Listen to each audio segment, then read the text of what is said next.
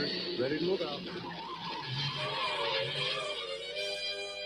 Hey, and welcome to iHeart Intellectual Radio, Black Conservative Podcast. I am your host, Alan J. Campbell. Hey, and just so that you all know, it is great to be back. I was on a little hiatus, and I'm well rested. Now, with that being said, I have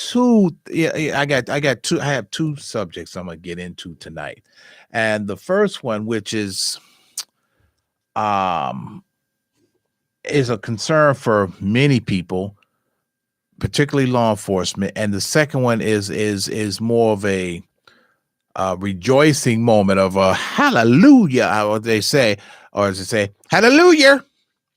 So the big thing is that what happened today, and it's for the state of, in fact, for the state of Illinois, to be frank, the state of Illinois has become the first state in the country, or in the union, in the country, to do away with the cash bail policy. And what that means is that offenders, basically, they cannot be held because they cannot. Okay, here's how this works to give you a better perspective. Okay, bail, when the system was put into place, bail was a way of assuring that the defendant would show up for court. But that seems to have that turned into a runaway train for people who have meager means, or who do not have the means to post astronomical bonds. Now, here's the other thing. Even in the parlance, in the Constitution, or i.e. the Bill of Rights, it states that your bail must be reasonable bail. And what's happened is that when you have certain individuals, certain sitting officials or judges, and they are the ones who decide what type of bail an individual gets. Now, this bail situation has run amok and has gone overboard, because here's the thing, what they're talking about. This is, would I say that this is a step in the right direction for social justice change? Not so much, but it is. But you have to start. You have to start somewhere. Let's just begin right there. You have to start somewhere. Okay, and if this is the way that we're gonna go of doing this, then so be it. So what this is that, because, and also too, there are people who have gotten bond, who've been gone to court, and they've been given a bond, and they sit in jail for anywhere from 6 months, 18 months, almost 2 years, because they can't afford to pay this astronomical bond. Okay, if you got a guy that's there on a traffic, they're on traffic, and they give this guy a $5,000. Okay, let's say $5,000. Now, here's how the bond system works. Also, when you are given a bond, there are two types of bonds. There's what they call a C bond, or cash bond, or a D bond, which subsequently is either 10%. And then there's also what they call an I bond, or individual recognizance bond, meaning that you actually you don't have to post any money. But but now, when you get a bond, the D bond says that you have to pay 10% of what the bond is. Now, let's just be realistic here. If you are arrested, and you're arrested, and say you're arrested for a serious offense, okay, say murder, aggravated battery, home invasion, sexual assault, robbery, those are serious offenses, and you get a bond, and they give you a bond they give you your bond, your bond is set at $1 million.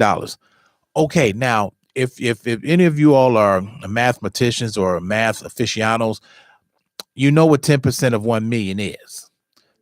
That's 100. Go ahead, Earl. So go ahead. This is the thing. I know this is something good that you could also chime in on. So as Earl said, just go ahead. What'd you say? What's the bond for? What's 10% of 1 million? $100,000. Now, who in the hell has $100,000 just laying around to pay for somebody to get out of jail? Who has that kind of money, especially in the Black community? I don't get, and this is for everybody across, but truth be told, I'm just being truthful. I don't give a damn about the brown people. I don't give a damn about the yellow people. I don't give a damn about the white people. I'm talking about our people, Black people, who have been and not only that, but we get the most astronomical bonds because they know we can't afford it. They know we could not. Here's the thing. Let's just even break it down a little bit more. Say you get a bond of $100,000. 10% of $100,000 is $10,000. Still, who has what? $10,000 laying around to go bond somebody out. Now, here's the thing about Illinois. See, we don't have bail bondsmen either. We don't have bail bondsmen.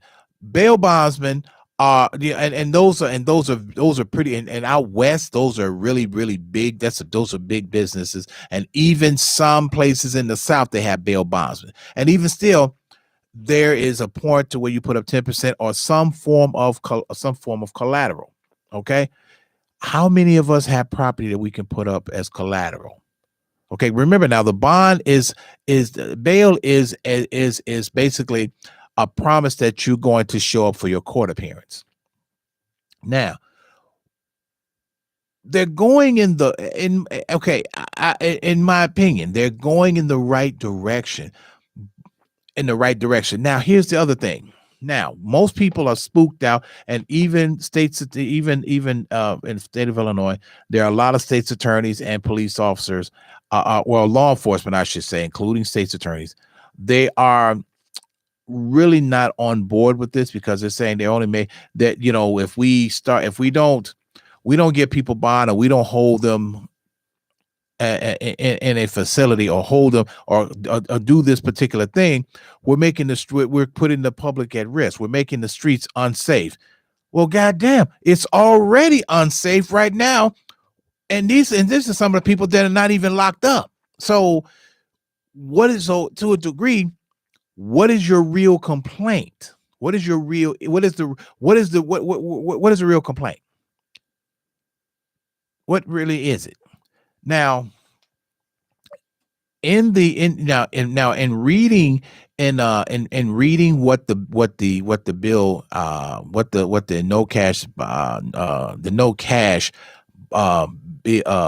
bail thing is that, what is it now? Let's not get it confused.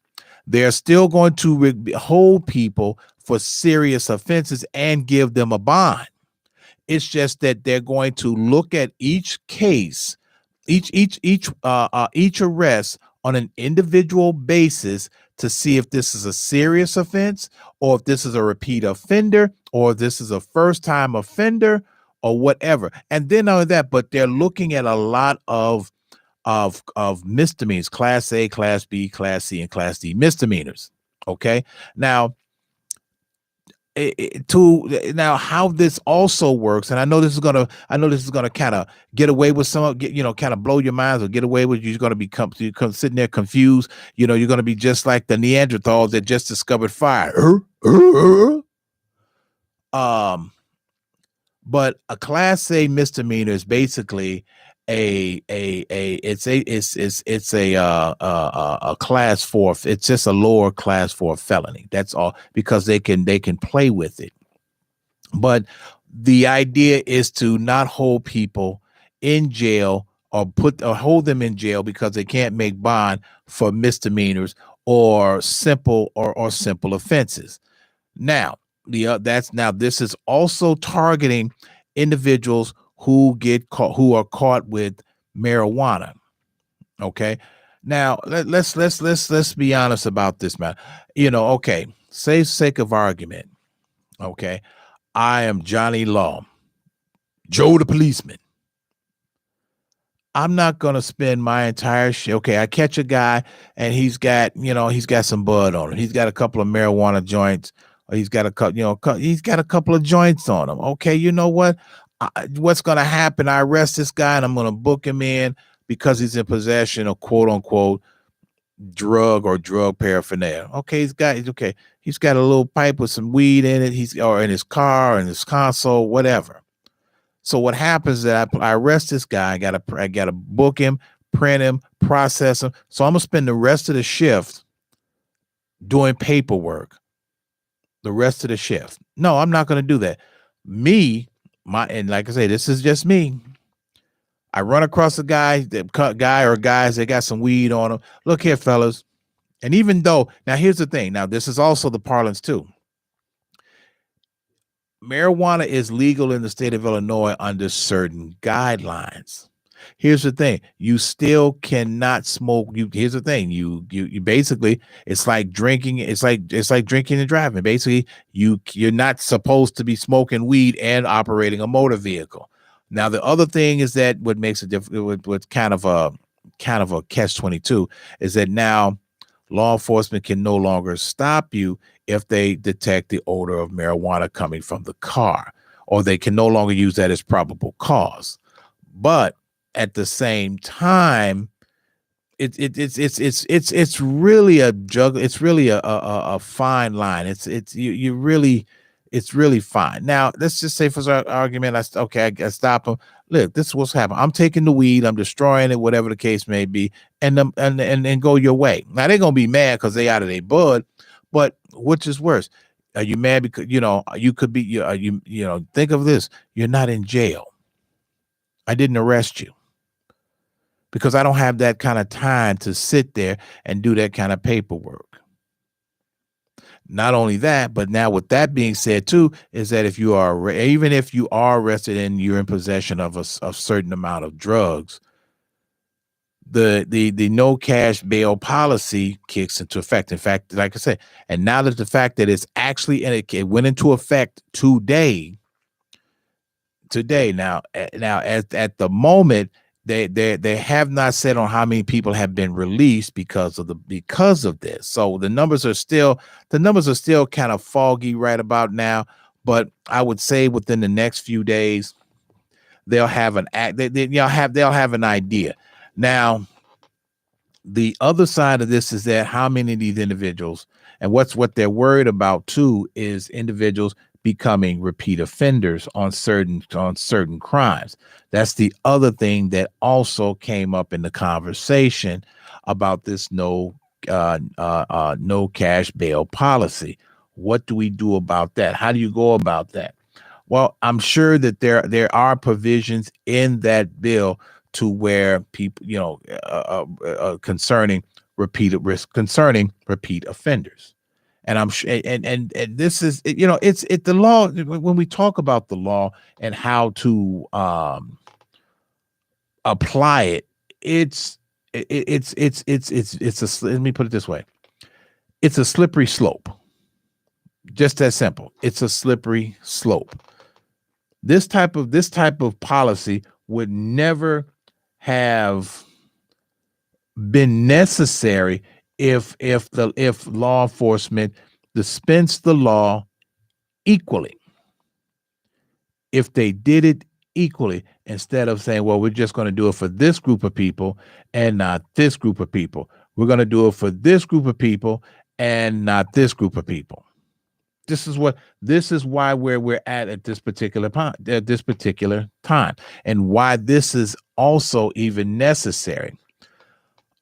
When now we're looking at this, and so here's the other thing too. When a defendant goes before a judge concerning this situation, okay, about the bond and the no cash bail, it's still left in the judge's hand to whether to hold this individual with bond, without bond, or to allow him to walk out of the courtroom. It's still up to the judge to make that decision. It's not something that is just going to be arbitrarily that everybody does it. No, this is everything is still, it still falls into the it still falls on the judge's hands. He has the, so to speak, he has the final say on who gets a bond and who doesn't. Huh? Well, no, here's it, but according to, now, as Earl was saying, who's not going to get him now? According to the bill, is that each case is looked is I mean each situation is looked at a case by case basis, and if this individual meets the criteria that is written in the bill, then the judge has to honor that. But then at the same time, if you the criteria, it has to be the criteria has to be a low level offense. And a low level offense would either be a class A misdemeanor or lower. And it's only 4 classes of a misdemeanor: A, B, C, and D. If you get stopped, a traffic ticket or whatever, or this thing, this, that, and if you happen to get stopped for not having a driver's license or your tags are blown, this is not a jailable offense.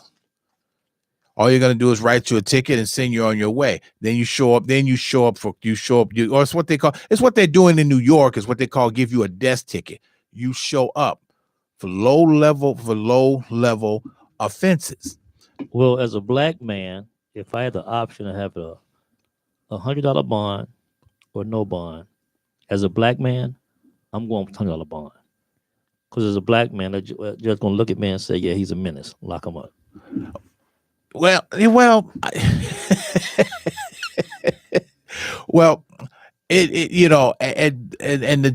is the thing too, where the judges have to look at this objectively too. They have to, because once it goes in front of them, and like I say, it depends on the situation or the circumstances. Now, so you tell me, when have blacks been treated fairly in this country? This is the purpose of the no cash bail. This supposed to be, but we still have the same judges we've had for the past 100 years. But at the same, they're not changing the judges. No. So you still have racist judges on the bench that we had 10, 15 years ago. But if you still, this judge, but now he's held to the law, because now this is the law of the land, to where you have to give this individual, you have to give them a no bond. No, unless the judge feels that he is a menace to society. He can't do that. He cannot. No, that's not part of it. The judge arbitrarily just can't do that because of how the bill is written. He can't. He has to look at this on a case-by-case basis. And just before, I know we're getting too far. Just before we get too far, just letting you all know what you're saying, case by case. And what that means is that he can look at that one dude and say, you good, go home. The next guy can come in and say, no. But see, he can't do it. He can't do it that way. He's looking. But they've been doing it for the past 100 years. But this is a change. This is changing to where he's looking. When the state's attorney comes in, this also, and just to throw this out, you all, the phone lines are open. I forgot to mention that early on, but the phone lines are open. If you want to comment on this on this new change for the no cash bail in the state of Illinois, which is now the first state in the country to have this policy, give us a call here at the studio if you got a comment here at 708-223-8953. That's 708-223-8953. Now, what this also does, and this is very good.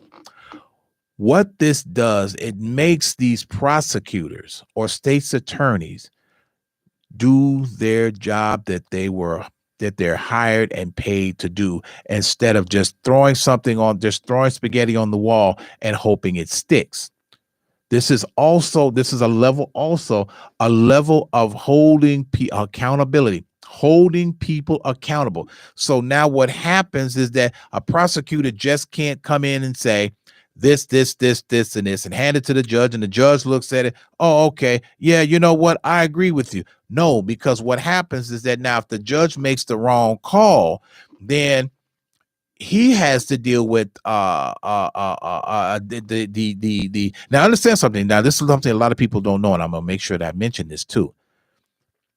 Judges, yes, judges are held to a higher standard, but also judges also have they have a boss that they answer to.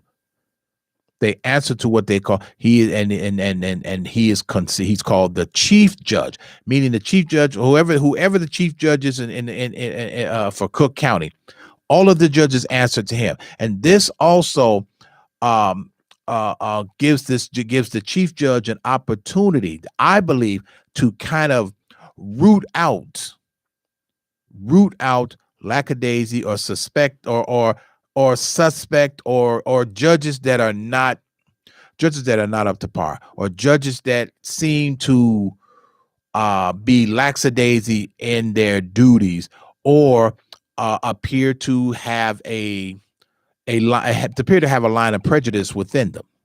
See, this is sort of a change in the direction of justice. So we hope. This is the thing. So we hope that is, because now this puts this goes back to making people holding people accountable. Because here's how this works also. When an individual comes in and he's charged with a crime that's based off the report, the police report, then the police contacts the state's attorney, who looks at the charge, who looks at the offense or the charges, the offense or the nature of, does it fit this, does it fit that, so on and so forth, to where they just can't blindly say, yeah, we're going to go for that. Because here's the thing. Now they have to look at this a lot deeper, to where, you know what, we got a guy, this guy's a repeat offender as far as driving without a driver's license. Okay, well, that what we're going to do is that, once again, we're going to since this is a low level offense, there's not a whole lot we can do. But then if you have an individual who's constantly committing small robberies, it's going to be very, very difficult. And this is the part to going back to where everything is looked at a case-by-case basis.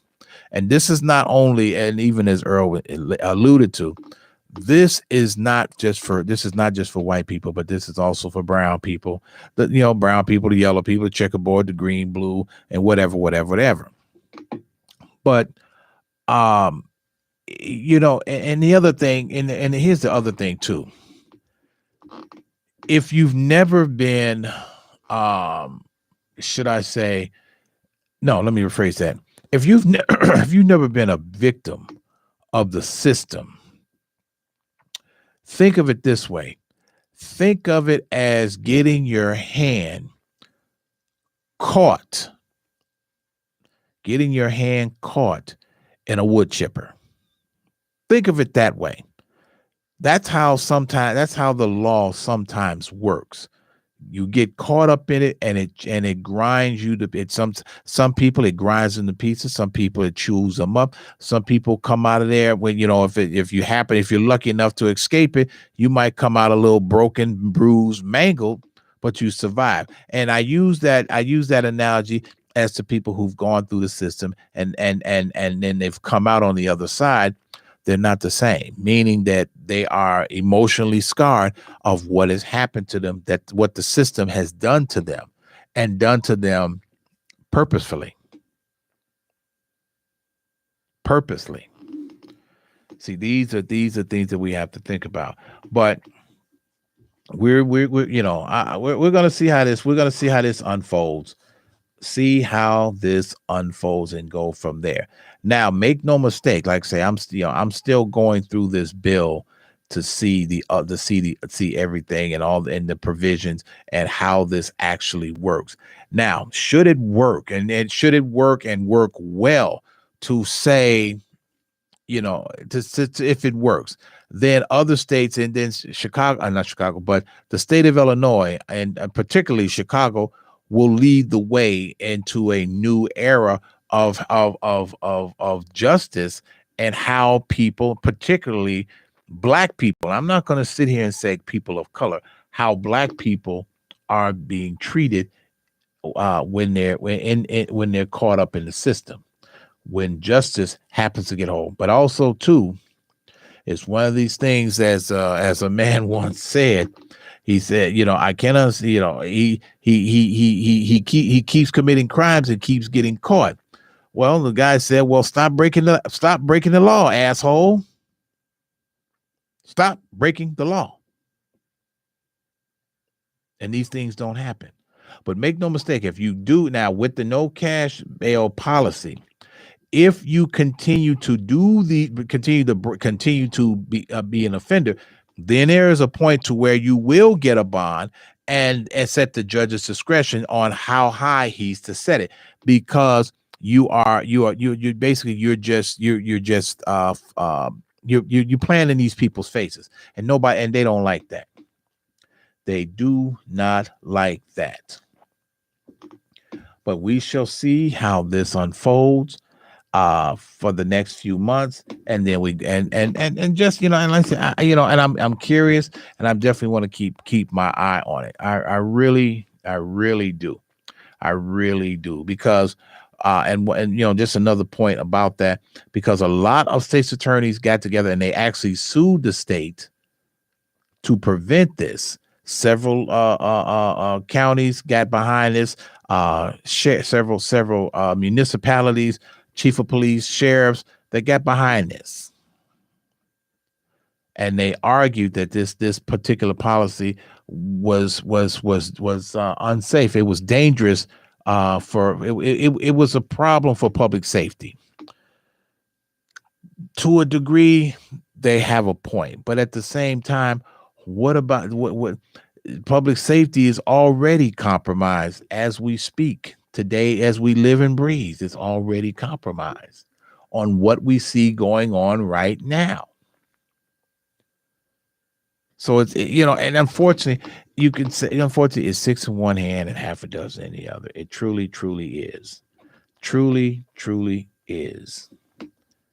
So with that being said, I'll move on to this next topic. And this one, this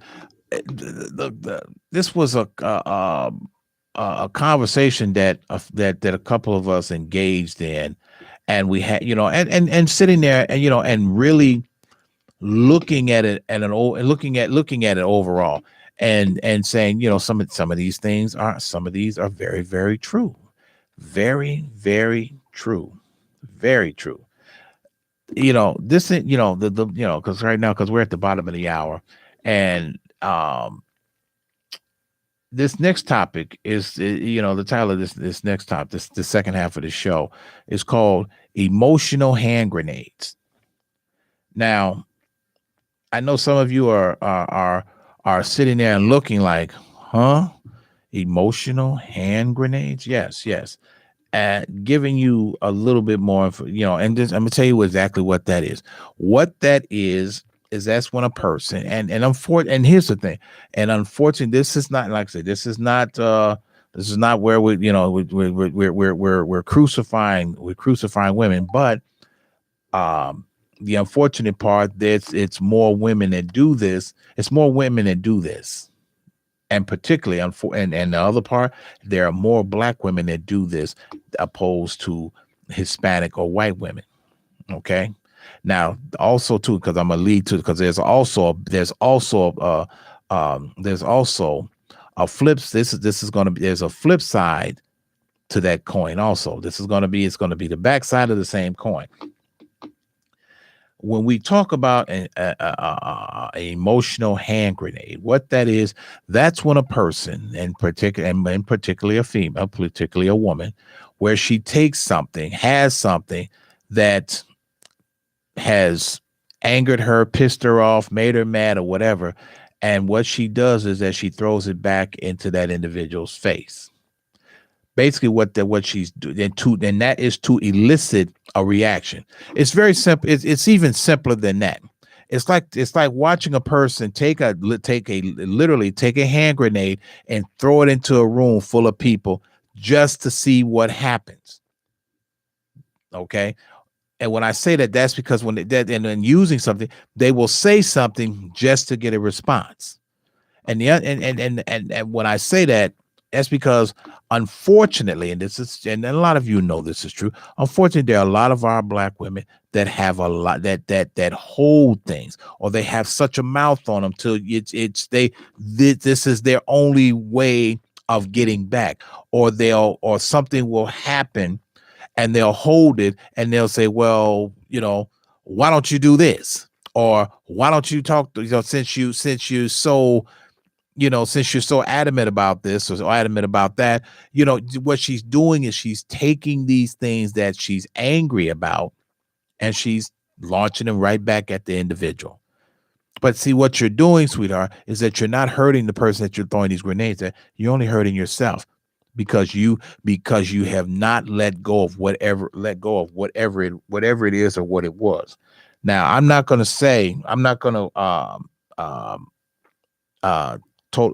to absolve anyone of wrongdoing. I'm not going to say that. I'm not going to absolve you of that. Okay, right is right and wrong is wrong. But at the same time, that's something that shouldn't be done at all. You're throwing a hand grenade, an emotional hand grenade, at this individual to get them to respond in a manner that is conducive, that you want it to be, or conducive for you to something. And this is sometimes women do this, is to create an argument, which is the wildest thing I've ever, which is just absolutely asinine, wild. And sometimes, unfortunately, Black women find different things to create an argument. Once again, an emotional hand grenade. Some of you will do things to irritate another person, and we can't. And these are things that sometimes lead to serious, sometimes even tragic events. And we have to be mindful of those things. Be mindful what comes out of your mouth especially when you're grabbing something that that is very, very hurtful, or that that something has hurt you and you're taking that and you're throwing it back. Understand something. Sometimes sometimes a person can catch the grenade and throw it right back at you. And understand something. Ain't no fun when the rabbit got the gun. These things do happen. And we're not, and I'm not saying that these certain things are right. I'm not saying that. And then understand something. And some things that some of us, and make no mistake about this, sometimes some of our women you've heard me talk about self-sabotage. Some of you have gone through so much, or have experienced so much, or for that matter, haven't experienced enough or too little till you have no idea what true happiness is. Even when someone is bringing it to you. And understand something, if you're with someone, they're not perfect. And some of you all live in this rainbows and lollipops, Barbie and Ken type of ideology of what you want, of what the relationship should be, or how you want it. It doesn't. Some of you, because you realize, and this is the other thing, this is the part about the emotional hand grenade. Some of you, when you realize that maintaining a relationship involves actual work, what do? You'll find something to create, to start static, to create an issue. So you don't have to do the work. Here's, a prime example is that if if you and it's not when I'm talking about work, what needs to be done, this is not about where a man wants a slave or a robot or anything of that nature. He just wants a partner. So he just wants a partnership, someone that he can work with, someone that he can work with and can work with him. This is all most men on this planet want. All they want is a little bit of camaraderie, a little bit of some understanding, and then at the same time, if you got any type of teaching on how to interact with the opposite sex, and I'm talking about, and now also too, this goes to the part of the door swings both ways, this is the other side of the same coin, because this also applies to men too, about learning how to operate, learning how to deal with women. Okay, and you have to be told and you have to be taught. You have to be, these are crucial. And also, just a sidebar, men can also do the same thing. But the thing about that is it's very rare. And you get a man that's so emotional, all in his feelings, gooey, mushy feelings. You just, truth be told, and I'm gonna call it like I see it, you're a punk. I would prefer to use another word, but it'll just go a little bit over the top. But when you become that emotional man, which absolutely makes me sick, when some man caught up in his emotions. Be a man, not a punk. Be a man, not a punk. We have to understand this too. Women are emotional creatures, so there are certain things that we have to expect from them to do. Let me put it this way. Let me give you an example of another emotional hand grenade. Okay. Say you dating some chick. Okay, you dating whoever, you dating this broad or whatever. Okay. You don't call her enough, or you don't come by enough, or for that matter, she suspects that you're with somebody else, and in some instance she may very well be right. Here's the emotional hand grenade.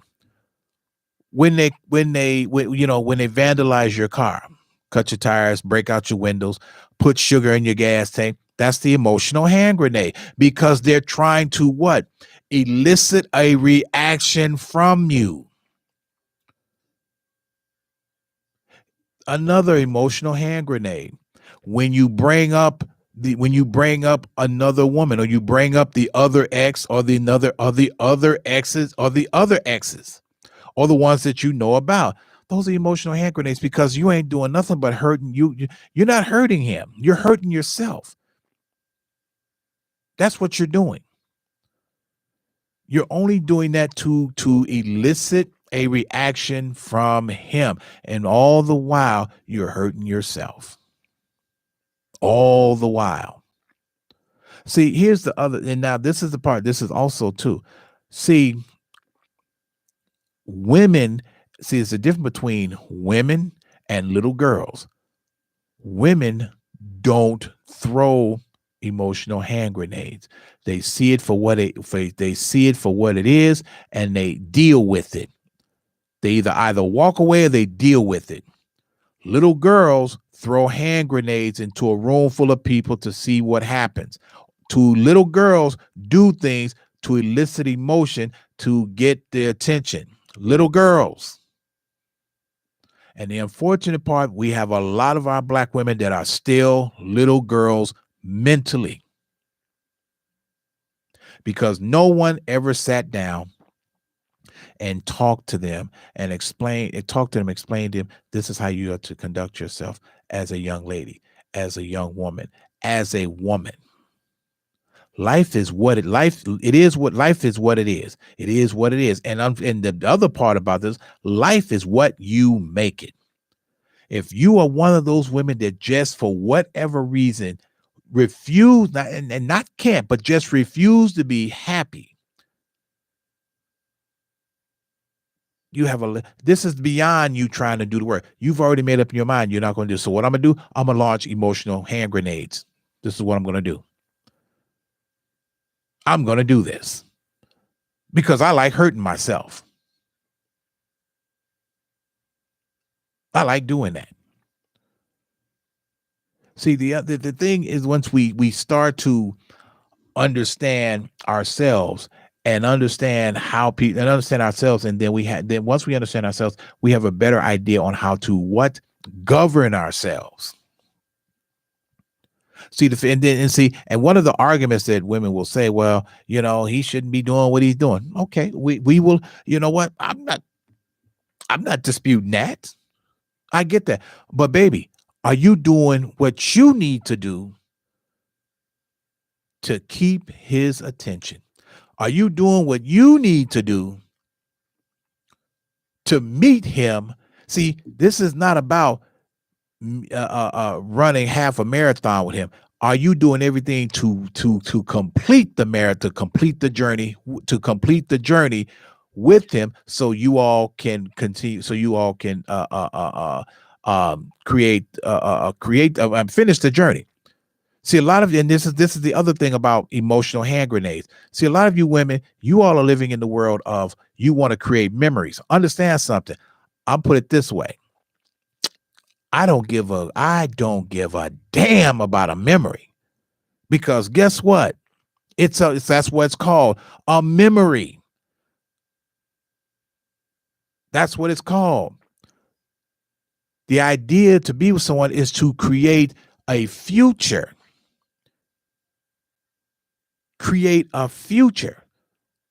That's the idea. It's it's good to have memories, especially if they're good. Okay, if you and your girl went to Vegas, or you went to Hawaii, or y'all shared a moment that only you and her know about, or only you, that's fine. But sometimes women, you live in this world where where you figure that memories is your startup engine.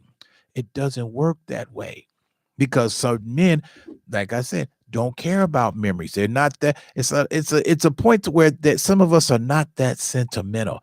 We're concerned about what we're doing tomorrow. So what we're concerned about is how we're going to provide for that significant other. That's what we're talking about. We're not concerned about a damn memory, because it's gonna come like a fart in the wind. We're thinking about the next and the next. The next. But some of you get so wrapped up in your emotions till you fail to you lack, or the real work goes lacking in helping maintain the relationship. Operative word, helping to maintain the relationship, because you're so caught up in your emotions. And so when you get wrapped up, what do? You get mad. And what do? You reach in your purse and start launching emotional hand grenades, because you want to make him mad. You want to do and especially some of you women out there. And see, this is your other emotional hand grenade. Some of you women out there who cannot control their mouths, who cannot control their tongue. Make no mistake about this. I mean, and I mean this. I mean this. I mean this. I'm serious about what I'm saying. Bottom line, real men won't tolerate a woman with a mouth on her. who can't control her tongue, who feels that she has to go toe to toe with him. That's a form of an emotional hand grenade because you feel the need that you have to compete with him. You don't compete with a man. You don't compete. This is not something that you all are designed. You're not built to do. You're not designed to do. And not only that, but God didn't create you to compete with a man. He created you to be the complement of that man. Fellas, how many of you, when you have this conversation or you've had it, and you told your girl or you said to her, how come you don't do this or do that? And what I'm doing, and let me be more specific. Some of this is why this is what's really mind-boggling. When you first met her, or when you all were in the dating process, how many of you all remember that when you first met this woman, that her hair was done, her makeup was done, she was this, and then when you all started the dating process, the makeup was done, that she did all of the things. But then when you all became, so to speak, one, that dropped off. The makeup went out the window. The hair started going out the window. Some of them let themselves go. Some of them, no more going to the beauty salon, to the nail salon, nail and foot salon. No more of that. They just stopped doing it. Ladies, that's the whole point of you did what you did. You did what you had to do to get his attention. Now you have to maintain it. But what some of you all do, because you feel that I don't have to do these things anymore, and then when he brings it up, you do what? You start launching emotional hand grenades. Now, let's shift that for a moment. Fellas, now, because I'm definitely finna get in some of you guys' asses now. I'm really finna roast you. The same thing with you all. Some of you guys, when you met this chick, some of you were going to the barber. Some of you niggas was going to the barber every week. You was getting your hair cut. You was getting shaved. You was, you were doing these particular things. But now, you all are, you're supposedly one, or you all are just, you're together now. You don't do these things anymore. You're not going to the barbershop every week. You're not doing it. So it drops off. So don't be surprised and now make no mistake. And some of these guys, they get in their emotions, which, like I said, just ridiculous. And they also start launching emotional grenades. When they start saying little snide things, little snide remarks. Oh, okay. Where you going? Or what you doing? Are you getting dressed up for that nigga? And her response was, well, I will be getting dressed up for you, but but you seem like you just don't give a damn. See, now both of you are launching emotional grenades at each other. And the funny part about it, y'all in the same foxhole. Makes no sense at all. But when we're looking at these things, we have to take this and ladies, ask yourself this question. How many of you have thrown emotional grenades at your significant other just because you became emotional? Because you were upset about something.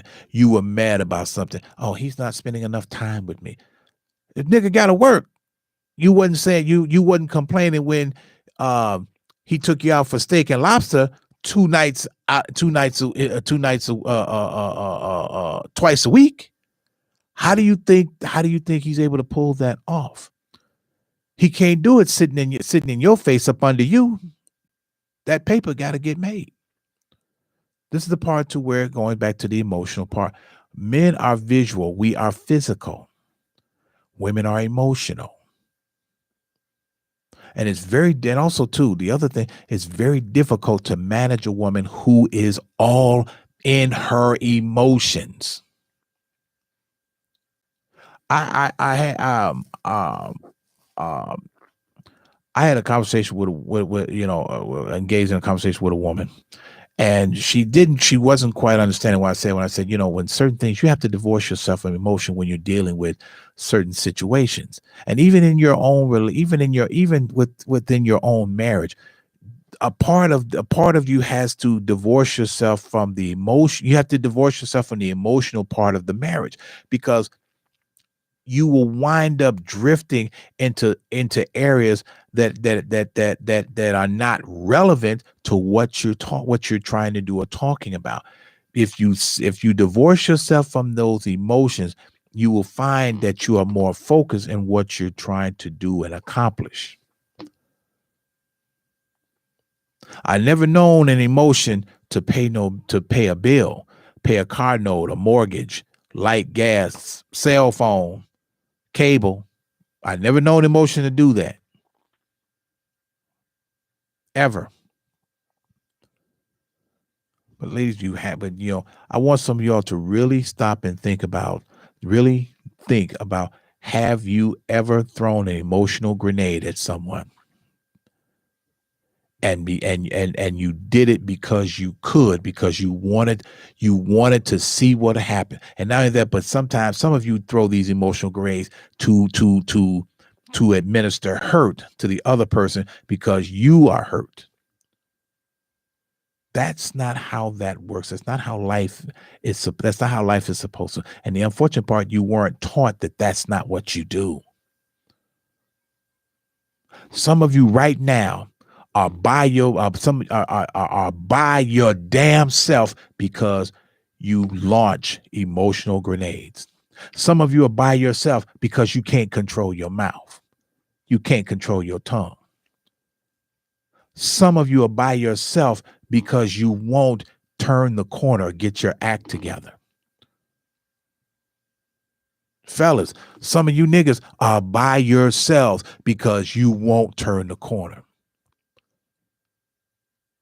Some of you laying around on your funky ass and won't get up and help that woman do the things that she needs to do. If she's trying to go to school to create a life for all of you all, if she's trying to raise your child or children to be better individuals when they go out into society, and you sitting there don't feel that you don't have any type of responsibility. You weren't thinking about that when you were oohing and ahhing with her and you had her legs in the air, 10 toes to Jesus.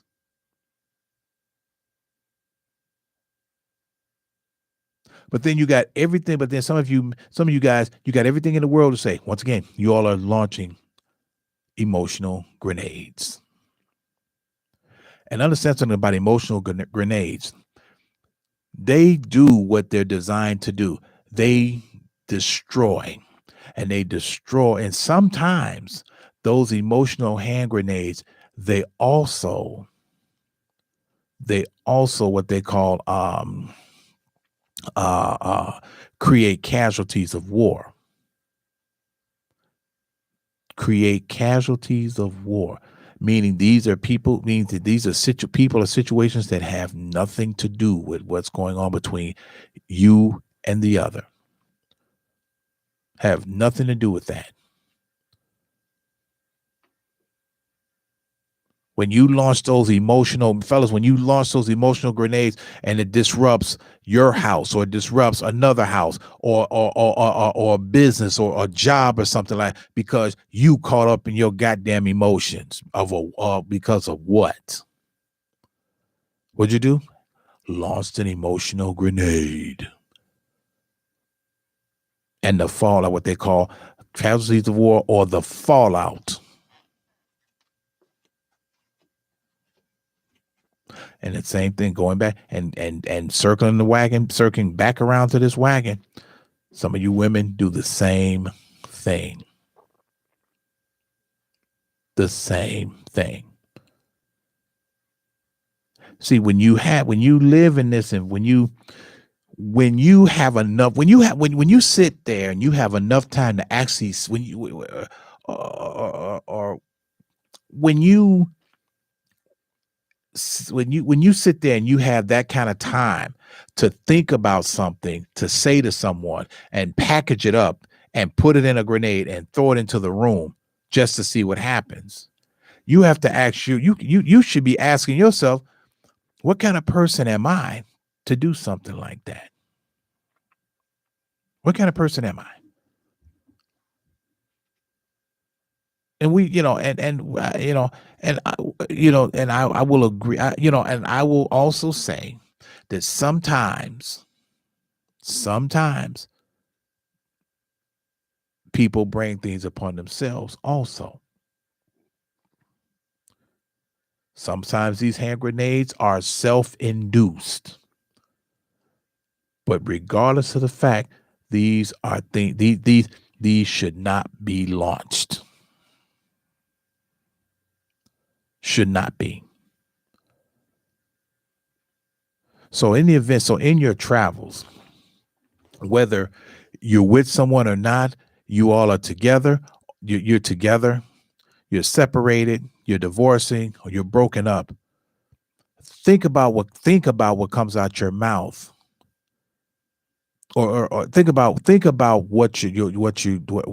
comes out your mouth, and think about what about those grenades that you're putting everything in it and then you're throwing it.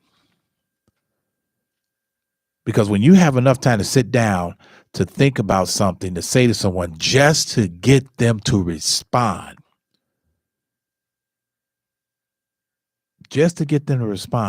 you need to question yourself on what kind of person are you, opposed to asking what kind of person are they.